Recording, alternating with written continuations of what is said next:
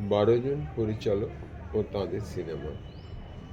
এই বইটি এখন কলকাতা পুস্তক মেলায় অন্য শতাব্দীর চিত্রকল্প পত্রিকার লিটল ম্যাগাজিন টেবিল নম্বর 34-এ পাওয়া যাচ্ছে। এই মেলাটি চলছে 22শে জানুয়ারি থেকে 3রা ফেব্রুয়ারি 2026 সালে। এই বইটিতে 12 জন দেশ ও বিদেশের বিশিষ্ট চলচ্চিত্র পরিচালকদের নিয়ে আলোচনা করা হয়েছে। লেখাগুলি আমি লিখেছি অরূপরতন ঘোষ।